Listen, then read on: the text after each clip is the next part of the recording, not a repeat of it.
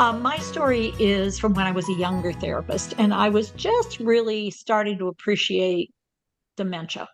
And back in the day, we probably referred more to it. This was a long time ago.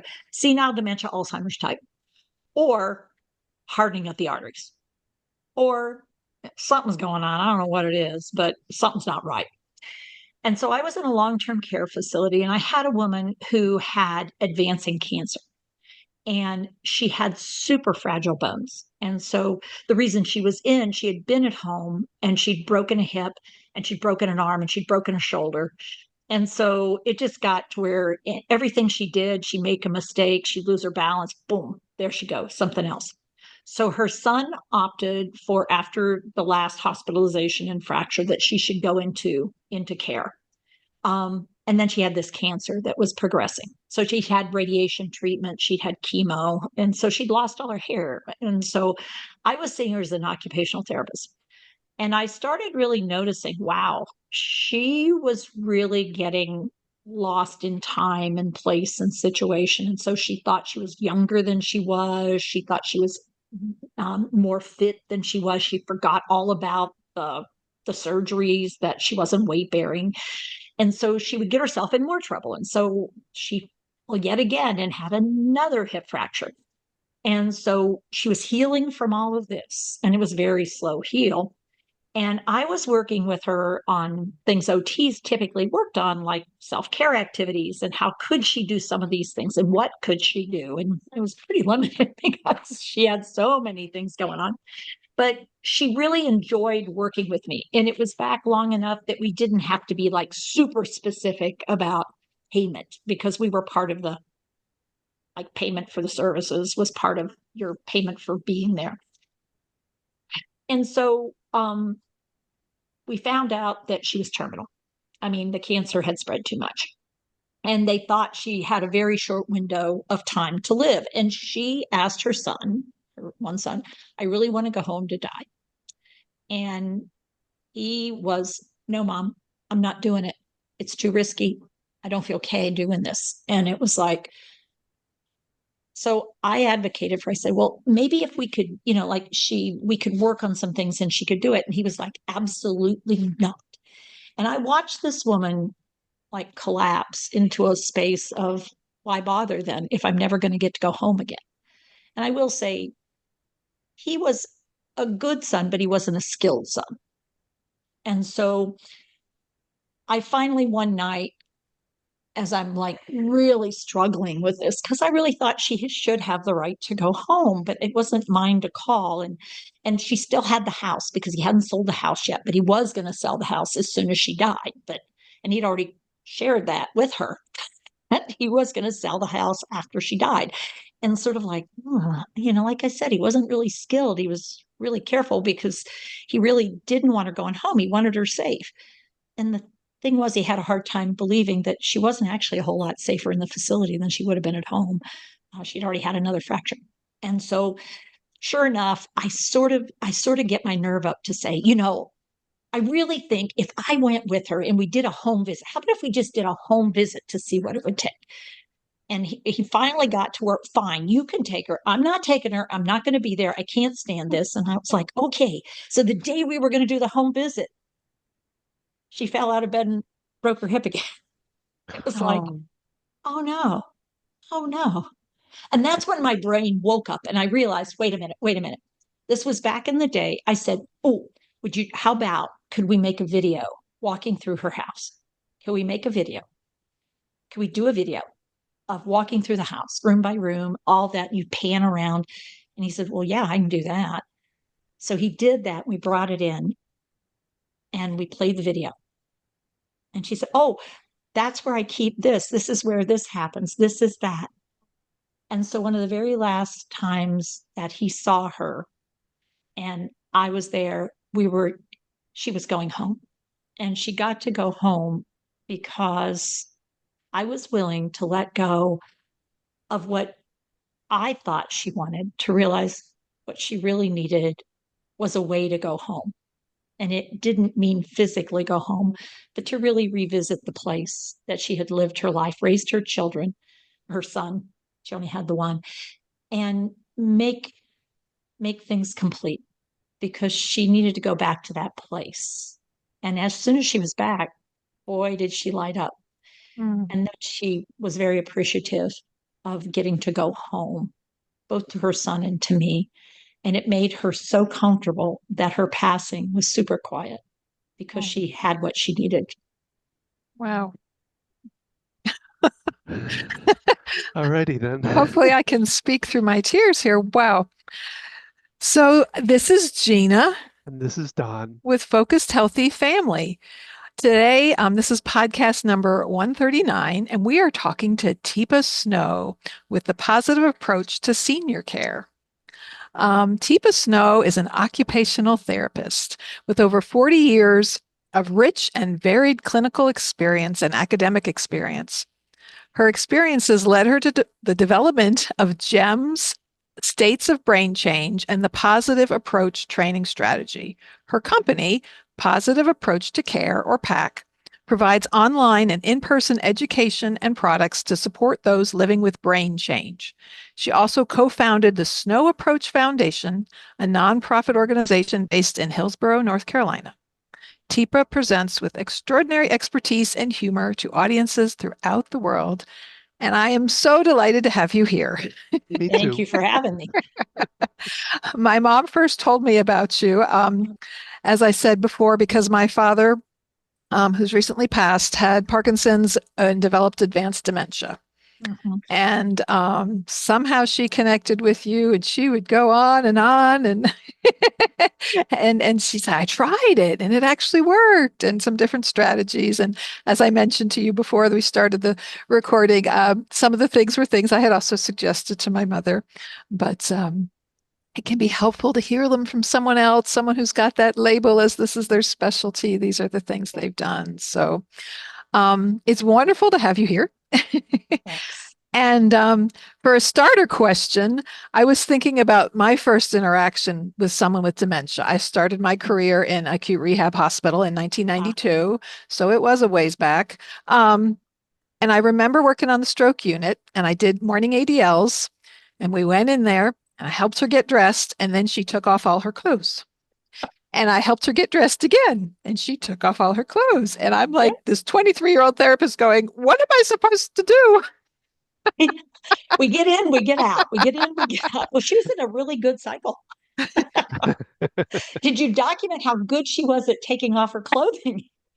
I don't know that I did. I was sort of baffled. But I'm curious if you can recall one of your first experiences with dementia. Yeah. My very first one was even longer ago than yours. I graduated in 1980. Okay. So, yeah, I know. And so my first experience was on a fieldwork placement. So while I was still in school, we had, back in that day, we had a lot more placements than I think they do now. I was at the state psych hospital. Mm-hmm. I was supposed to go up on the locked unit for the Mm-hmm. chronic care and meet my therapist up there. But my therapist got tied up, but they said, go ahead up and just hang out on the unit. And this was back when they had the glassed in nursing center where the nurses sat in the glassed in area and the people just sort of roamed about and there was a day room. So I'm on the unit and I'm like, do, do, do, do. And this guy comes by. His name was John. And he says, hey, baby, you got a cigarette? Now, I now know that what John was living with was tardive dyskinesia, really severe, caused by the overuse of haloperidol, which was the drug. It was like a vitamin. We were giving it to everybody because it kept them from being agitated and aggressive. And so he was in a psych hospital, but so I thought, well, he's a psychiatric patient. And so I said, oh, sorry, no, I don't smoke. And he said, well, shit.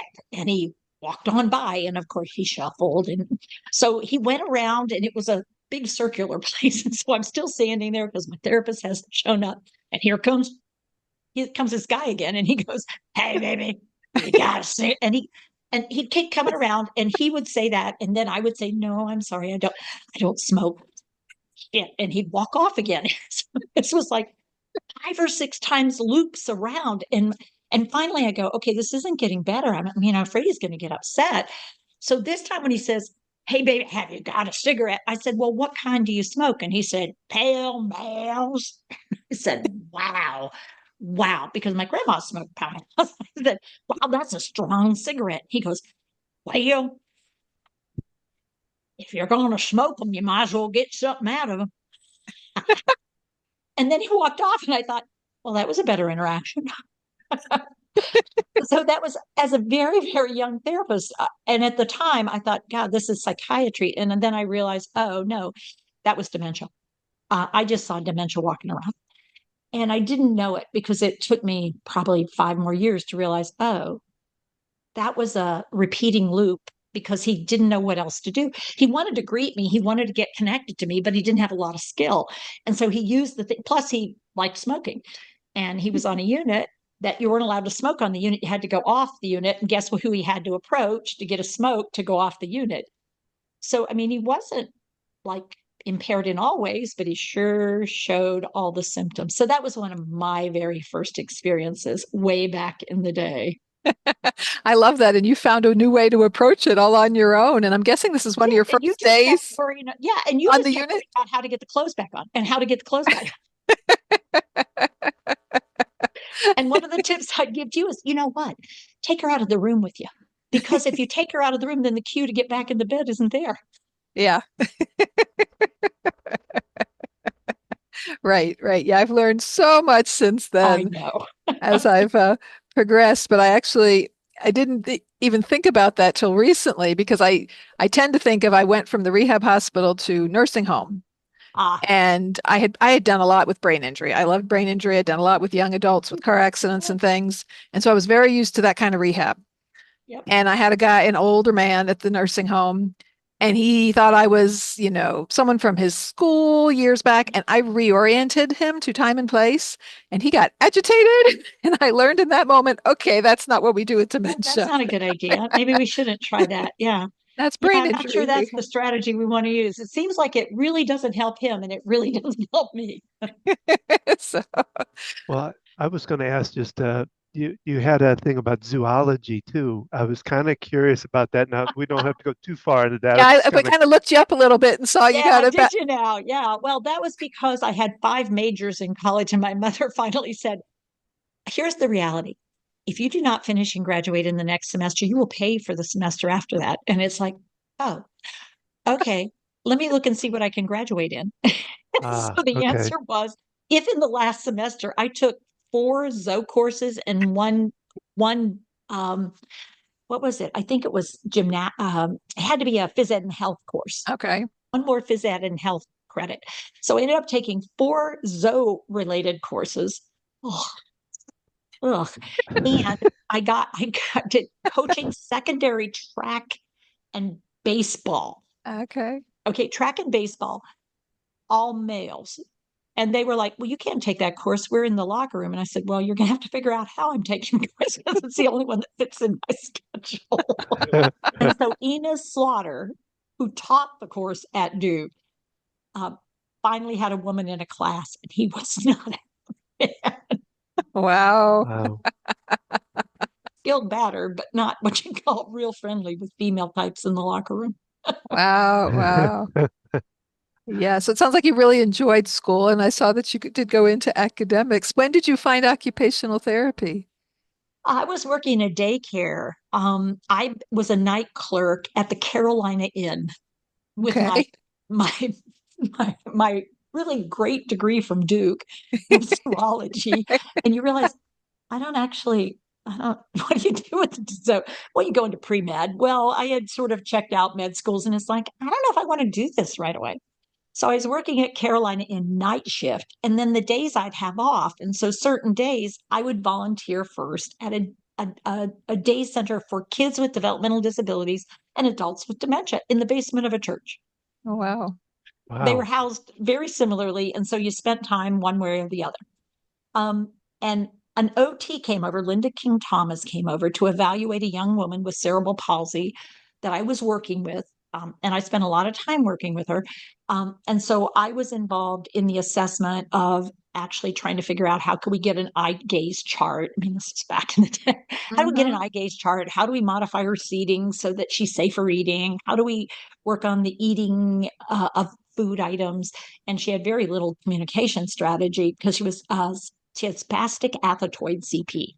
And so it was Okay. pretty involved. And she'd come stay at my house on the weekends, stuff like that, because we were friends as well as I was supporting her. And um, and Linda said, "Well, they're starting an OT school at Chapel Hill. You should look into it." And I was like, "Oh, okay." And it was like, "Oh, okay. Well, I'll apply." And 2 months later, I'm in the first class at the UNC. Oh, wow. You're the first class at So, UNC. yeah. And then I looked back and it was like, oh, it was actually on one of my high school profiles. That was number one of one of the things I should go into. Oh, really? But I Okay. never realized it. And then I was the first graduate from the program. Oh, how exciting. Very Wow. exciting. Um, um, I could talk about these things forever. And we also want to talk about the work that you do. Um, you know, the positive approach to care and it sounds like you do, your organization and everything does training with not only people caring for a loved one with dementia, but also at facilities, other caregivers like at nursing homes and things. Because I know as an occupational therapist, worked on many memory care units, and I get so frustrated watching the staff interact. Because the Or people, try to interact. yeah, the people with the least amount of education and training are the ones with the most hands-on. Yeah. Um, I mean, there's no requirement for any skill development to actually open a special care unit or even in a nursing home for working with people living with dementia. The most you have to do is watch some videos. I mean, but there's absolutely no requirement to demonstrate skill before you start working. I mean, which is really to me sad because mhm, what it means is people turn to locked doors and medications all too often when they don't have the abilities that they need to do well in interactions and the old school of reorient reorient reorient, this is where you live now. I mean, you mhm. found early on that didn't do well and still doesn't. It's like, oh, you're needing to go home now. Do you need to do something there or you just don't want to be here? I mean, learning the art of how to engage someone to explore what is it they're wanting, what do they need, what's the unmet need. It's not rocket science, but the challenge is we don't ever give people a chance to learn what to do before we say, "Here, go do it." And we Mhm. ask them to do really intimate things with people with no skill set. I mean, Mhm. really, I mean, if we want to get down to it. Um, Now, I'm going to do that and I'll come back and you may have to edit that. Um, That's okay. I was like, when? right. Where did she go? I was like, I know. We have a motion sensor on the door, but they put the motion sensor on the far side of the door so that if the door is in the way at all, it can't see me. Oh, So it turns off the light after a period of time. So I have to oh, shift over, wave my arm, and then to get come back, and to it's get the fine. light to get the light on. Some contractors do what's right and what makes sense, and some just get it done. And it's like, you put the light control on the side where the door opens, right? And it's like, oh, yeah, oh well. you got it. It's like, I feel like there should be another response other than, Oh well, yeah, that's what we did. Yeah. yeah. So I've adapted. I just periodically step out of the picture. You need to get a long stick or something I that know you I could need to get a wave. fan or something that it could move, and that would, that's Go it. actually that just occurred to me. It's like, oh, well, if I put a little fan over there that moved, I guess that would do it. You've just allowed me to come up with a solution to my own problem that There doesn't we Uh, require me go. to step off to the side. Environmental modification is one of I my know it must have favorite been your things. OT background that It helped me out. is. It is. My favorite thing when I go into someone's room is rearranging it. When my dad was in the hospital, I was like moving furniture around. I'm like, this is not functional. He can't get to the bathroom. Yeah. Do I need to leave you two alone here or what? That's what happens when you put OTs together. Oh, how about this? How about that? Have you thought of this? Yeah. So the hardest part about what we do is to help people stop fixing for a minute and listen. Yes, yes, Because yes. in dementia, often care partners are working super hard. And the other group that we do work with that people don't tend to think about are people living with dementia. We actually do consults and training with people living with dementia. How can you get what you need out of your life now that you're living Wow. with it? Yeah. Okay. Well, that's fascinating because I'd love to hear a little more about that because we have some family members recently diagnosed with Alzheimer's that are Mhm. in the early stages. And Yeah. tell me more about like kind of what you do in that So avenue. So one of the things that we'll ask early on is, so how's it going for you now that you're living with a brain change? Is it going great? Is it going, or is it going miserable? How would you rate yourself right now? And so we try to figure out, where are people after the diagnosis? Because some people will talk about going into a cave and never wanting to come out, feeling really embarrassed and frustrated that they're having trouble. And other people are like, I don't notice it so much. Everybody else complains about it, but I think I'm okay. And it's like, okay, good to know. And then we'll talk about, so tell me stuff you're still doing that give you a sense of value and purpose. And it's like, well, I can't do the thing. I was a doctor and I can't do that anymore. Ah, so that was a big thing. So your profession made a big difference for you. So where are you finding that then? I mean, what are you finding? Well, I don't know. It's like, well, I could really use your help. So, as a physician who worked in the field a long time, what were some of the first things that you noticed that made it different for you? And we call those courageous conversations. And so I'll say, would you like to do a courageous conversation to sort of share a little bit about this transition that you've gone through and what it's done and what you're doing? Like right now, what we're doing that helps. And so people really start to realize, oh, well, I can still do a lot of things like that I was doing before. It's just a challenge. So we're going to try some differences to see how we support it, because there's still a lot you can do. And we want you to keep doing everything you can do for as long as you can do it. Yeah, eventually that may shift, but for right now, it seems like you're still capable of doing this and this. So we look Mhm. a lot for what are the abilities and then support those. And it could be mentoring others, or it might be helping us do things, or we do all kinds of stuff. Well, and it's so empowering too, because Mhm. you see all the time when someone has dementia, we don't want to talk about it. They don't want anybody to Yeah. know this the Yes. secret. We talk around them and Yeah. so it's kind of like we're ignoring it. And yet there can be so much awareness. I know with my dad with Parkinson's dementia, I always say there was too much awareness. Like Yeah. he knew what was going on. He knew his Yeah. brain was failing him Yeah. and just how frustrating, that was Yeah. for him. And I would have conversations with him about that, Better out than in, as we say. Better having those conversations than holding them in and just feeling that loss of relationship, loss of connectedness, loss of communication. Because when we talk about things, our brain starts, I go, wow, that's amazing. Tell me more about. And all of a sudden, what you're experiencing has value. hmm Um, and the idea of, now, let me ask you something. So when I say, what would you like to drink? That's super hard, I'm betting, because that's like a whole range of options. What if I said to you, would you rather have something hot or cold to drink right now? And I broke it down to two categories. And so that would be a whole lot easier. Okay, how often does your spouse ask you in that format? Okay. Do you want to bring your spouse in so the three of us could have a conversation about doing this? Yeah, Well, she just brings me what I like. Yeah. Yeah, but that doesn't allow you the opportunity to use the language you have, to work on the breath control, to be able to make the choice you want to make.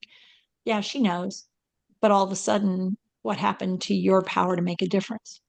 sure, sure. And I can see easily how that leads to agitation and Mhm. things. Mhm. The people don't feel they have any control. It's like a child throwing a tantrum. They Mhm. want that sense of control and they want, Absolutely, because I'm a full grown adult. I mean, you always make choices for me. You never give me a choice. And it's like, I was trying to help. Well, that's not helpful. And so the arguing can start without even realizing why it's happening. Because I mean, Mhm. truly, everybody's trying to do the right thing, but if you don't know what the right thing is, what is it? Well, it's a Mhm. challenge. I mean, it's truly a challenge to try to Mhm. figure it out if you come into this cold. And actually, most families, by the time the diagnosis is happening, they're not in early state. They're in middle of the Yeah. disease. It's been going Yeah. on for 5 to 8 years, and we've Yeah. missed so many opportunities along the way just Right. because we're so committed to, I don't think that's, I mean, it's just aging, right? It's just normal aging. I mean, Oh, everybody has that. It's like, yeah. not like that. That's a little different. Mhm. There's a lot of denial that goes on, and people. I worked in assisted living, and the woman, her daughter was a nurse. She Hmm. clearly had Parkinson's disease, but she Hmm. did not take her mother to a neurologist to get assessed. And of course, we couldn't diagnose her. My boss Right. was a physical therapist. She goes, I really think this is might could be neurological. I really think you should have it checked out. This went on for several years. The woman just declined. And, it wasn't until the last months of her life that she's like, yeah, maybe I should go have it checked out. And it's It's like, like how many missed opportunities of living well and living fully and being in a family of support. I mean, and one of the things we do a lot of is say your family just grew up and changed, and you've got a bigger family now. You've got a community of support hmm when you look around. And if you don't, we need to talk because hmm you will need a community of support. hmm We want to get out of this model of one person and only one person caring for the other person because all it means is both of you are going to go down. This is a major, major life changing condition and super important to get more support out there than you need. So when you need it, you can pull yeah, it without it feeling depleting for everybody. right. Having Yeah. it ahead of time, Yeah. and Yeah. that's hard for people.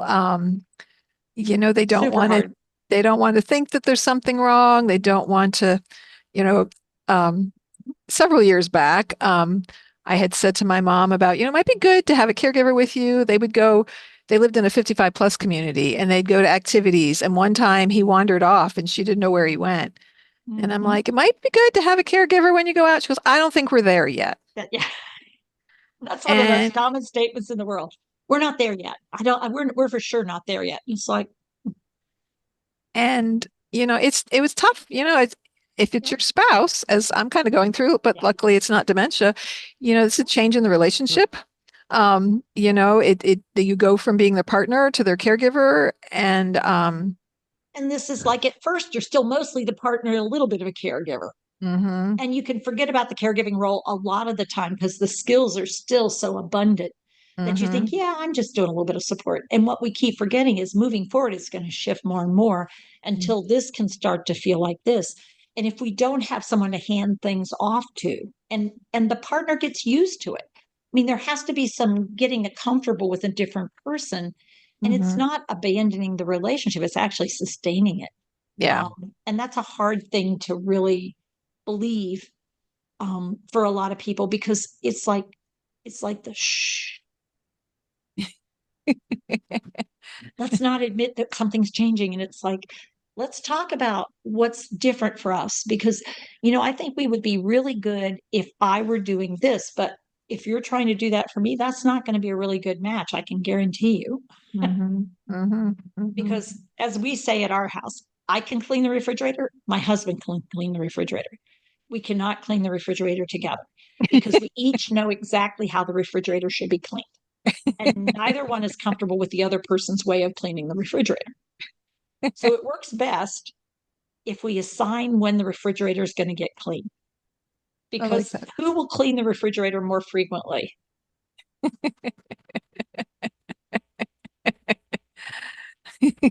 And then I get resentful that he's not cleaning the refrigerator, but it's just his brain doesn't notice that, Yeah. seriously, let's clean the refrigerator. Well, I'll do it. It's like, yeah, I know, eventually. We have a I few know we're things like that, Don. disrespecting the males on here. Well, and it's funny because Don does a lot of cooking and cleaning. I went back to work full time when our youngest was born and he was growing a business from home. So he started making my lunch for me and Ooh. he has continued that for a very long time. Yes, I'm spoiled. Although if it was the reverse and I was making lunch for my husband, it would be like no big deal. Everyone would assume that's okay, right? Mm-hmm. So there's that Mm-hmm. extra attention that men There get when is. they step up and do these things, and it's like, I know. it's funny. Well, and it's here's the interesting thing about dementia. These days, one third of all carers are male, Mm, and Wow. they are not prepared for a lot of the reality check of doing this level of overtime. And at first, mhm, it is sort of like prompting and reminding and getting mhm, somebody to the bed, whatever. But eventually, it's going to be real intimate care. mhm. And a lot of spouses, male spouses, are like, and male kids are like, ugh, what's it? Wait a minute. I'm not comfortable doing this. And it's like, okay, well, let's talk about that early on so we can start putting together what might be needed. Not right now, Right. admittedly, but let's get people used to people. Because I Mhm. mean, you don't build relationships like if I walked in and I said, all right, we're gonna get your clothes off, get you in the shower. I'm pretty sure the moment would be, I don't think so. Who are you? And yet, I mean, in the world of dementia, it's like that's happening to people Yeah. because I can't hold on to like this one other conversation we had about the in-home care support. But if Mhm. you've been in my world for a while, I know you're familiar. I know you from somewhere, like the lady or the person who thought you were from whatever school or whatever it was. I Right, can't right. Yeah, remember. the older gentleman. Yeah. Yeah, the When I older worked in the gentleman. nurse, and he's like, yeah, aren't you in, yeah, he was Yeah, talking like he was still back in school and that I looked familiar to him. And yeah, I could have easily, yeah, yeah, run with that and said, yeah. yeah, let's go. Tell you what, let's go wash our hands because it's almost lunchtime.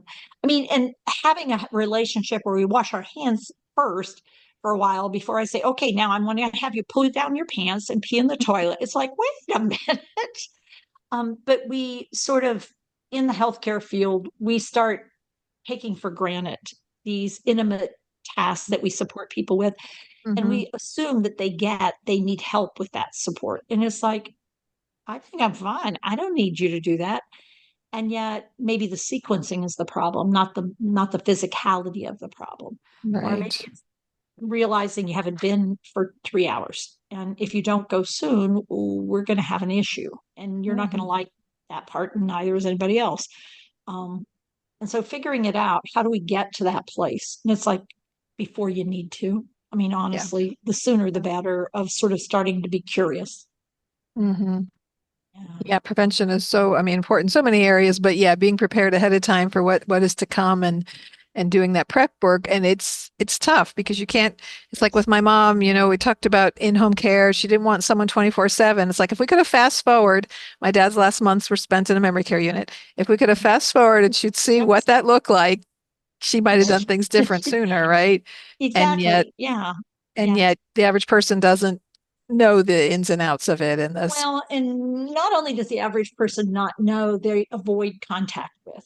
I mean, they don't want to think about it. They don't want that to be, they are hoping. I mean, the number of people I say is, I just hope she just drops over and Mm, falls over and dies. And then we don't have to go through all this. And it's like, you say that, but that's not true.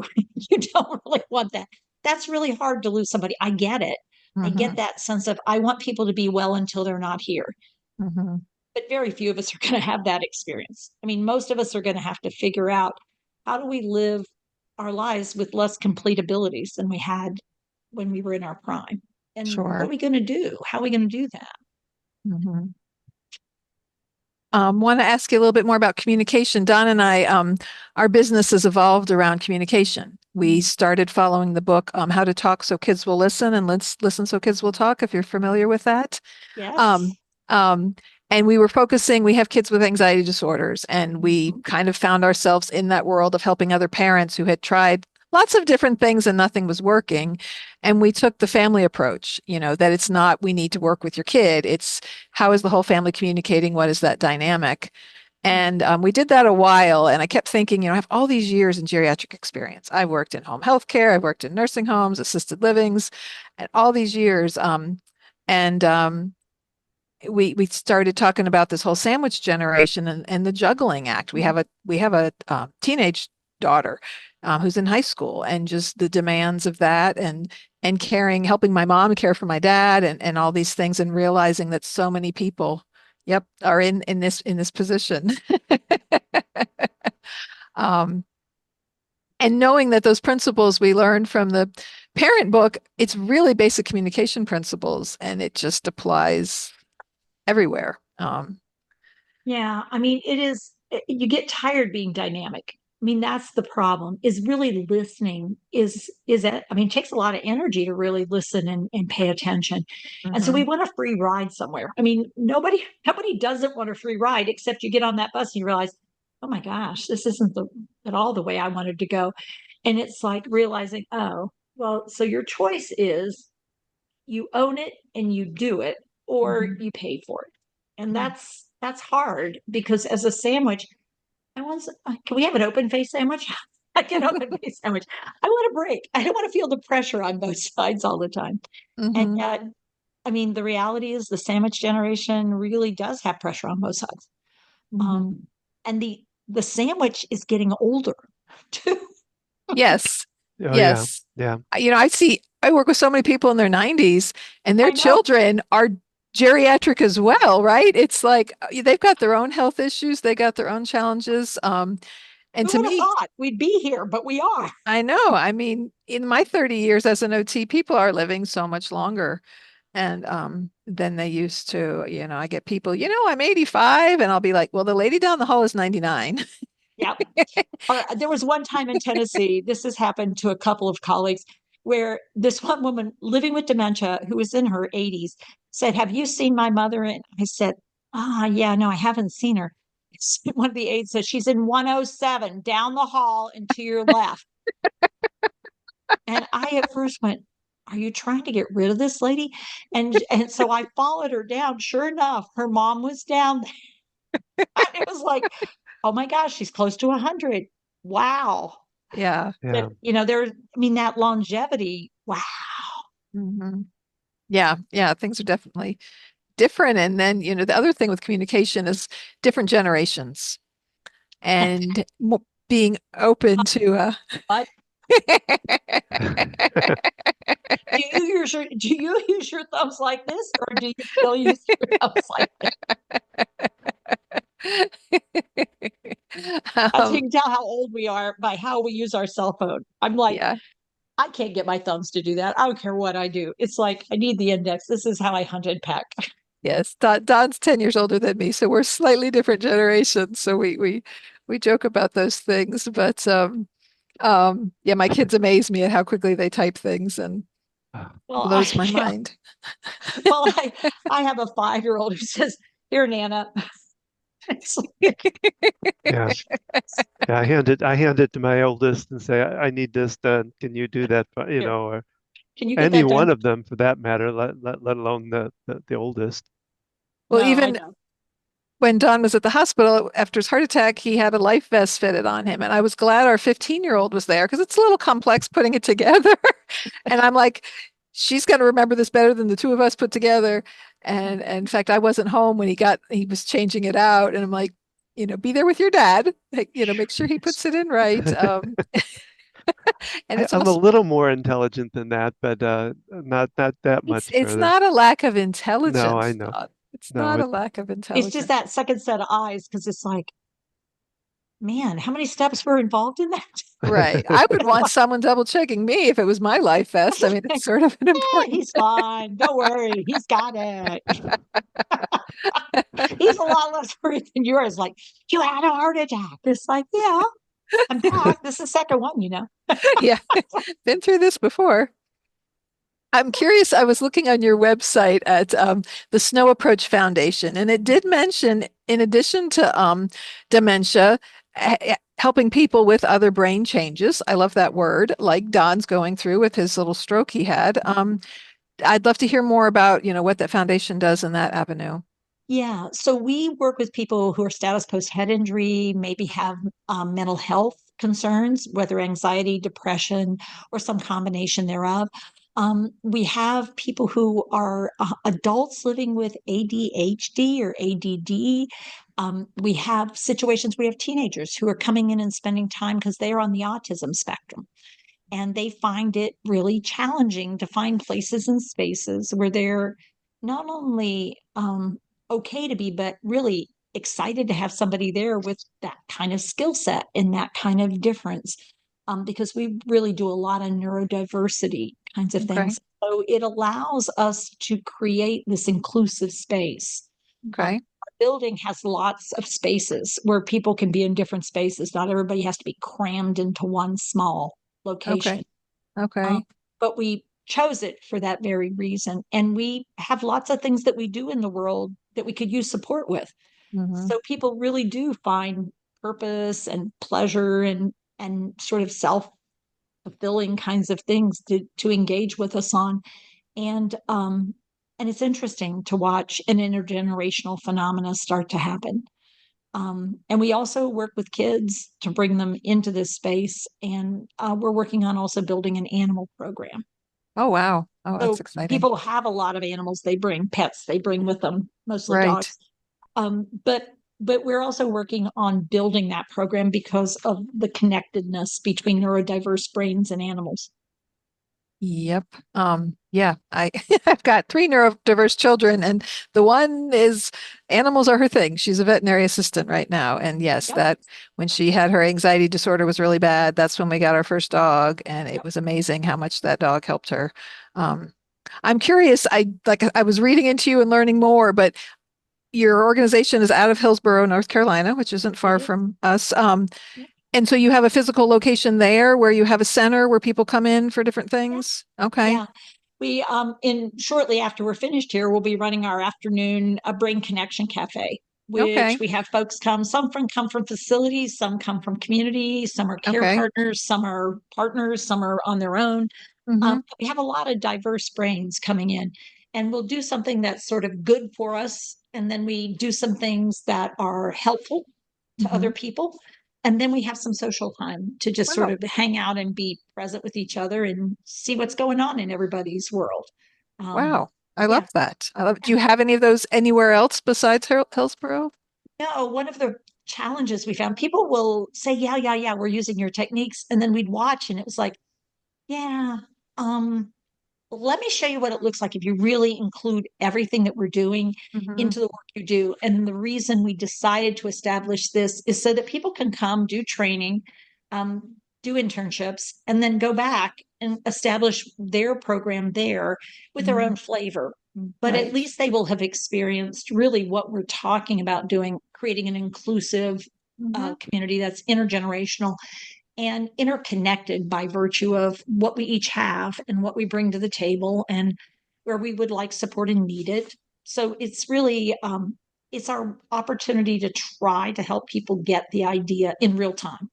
Wow. I love that it's intergenerational. You don't typically see that. My mom, for my dad, when he still lived at home, there is a Montessori adult Mhm. daycare center and south of Charlotte. And it was amazing. I went there and I told my kids, if something happens to me, I want to come here. They have different Yeah, stations set up with yeah, activities, and they ran it like a community. Like my dad thought he was mhm, on the board and, yep, participating in it. And for a while, it worked for him.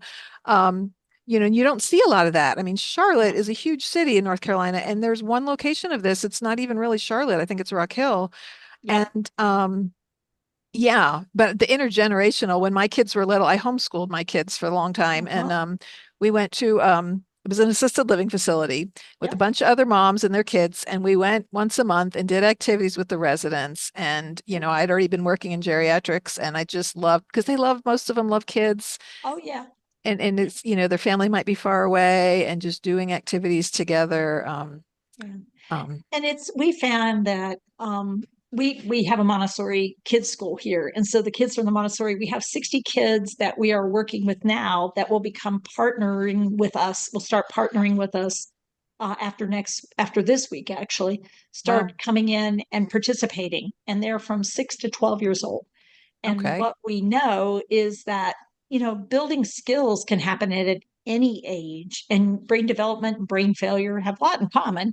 And with some right support, it can make a big difference in people's lives. And then we have animals, so we have plants, and we have opportunities to maintain space. And if you like to wash dishes, we have that too. Because what we find is that what helps people feel whole is what helps people feel whole. Just what it is. I could talk with you forever, and I would hope we can connect again in the future. I do want to just, as I was reading your website and looking through things, I was learning about the different training programs, and which is something I'm definitely pursuing, but also for any of our other listeners who might be on here who are, professionals or anyone who themselves is interested in getting more certification training, just tell me a little bit about the different training levels, because I noticed there were like different things that you could. There are, yeah. I mean, for families, we do things like Care Partner Support Series and Care Partner Gem Series, which are online, available for people, educational support. How do you get more aware of what's going on around you? And then we have what we call our champion courses, where you work on your skills, actual hard skills that you need to do a really great job. And we have found there are a number of skills you need. Some of them have to do with how do you enter a relationship? How do you actually engage with people? How do you support somebody verbally, visually, and through touch? And then we have our certifications for trainer, for coach, consultant, champion teacher, and engagement leader.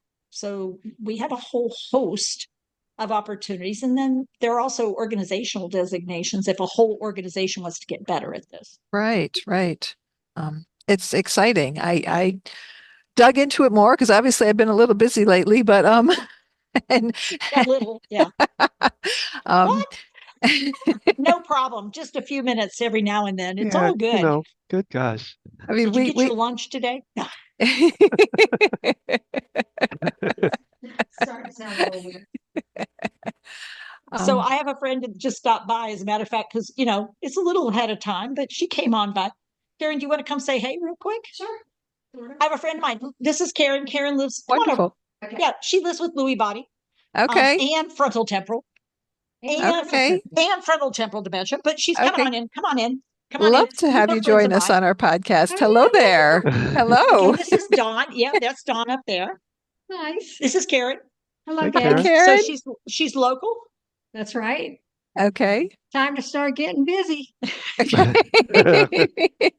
Thank you for have some fun here in a little bit. Busy? Okay. Yeah, that too. Ready for all your activities. One of your favorite things is pickleball, though.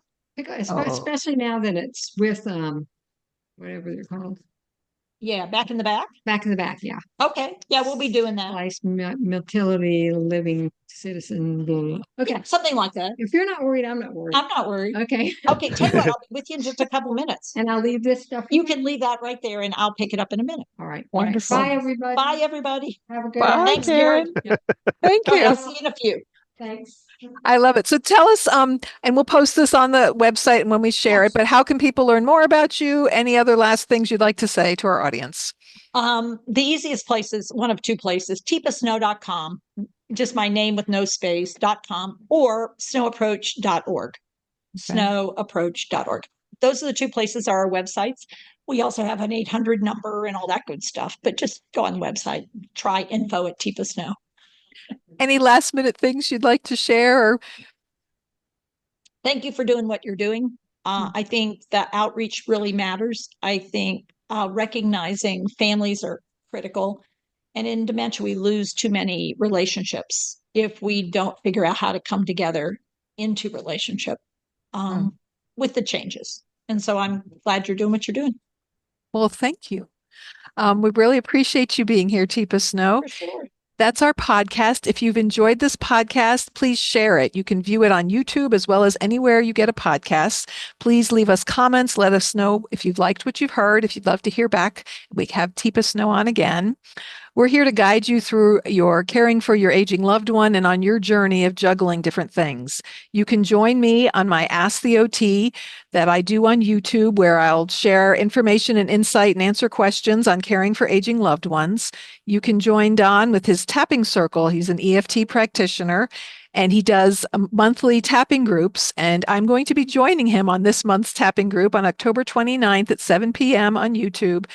You can learn about what tapping is and participate with us. You can find out more about us at focusedhealthyfamily.com. You can find us on Instagram, on Facebook, on YouTube. And join us for every Thursday when we do our podcast. Our next Ask the OTs are going to be November 4th at 7 p.m., November 13th at 12 noon. And remember how you, uh-oh. I was going to say it, now I lost it completely. Oh, he's going to give it to me so I can read it. Isn't that handy? Yes. That's nice how she did that visual cue. There Yes, you go. how you speak to your children and your loved one today shapes their future and yours. And I would say maybe how they speak to you in the future. Okay.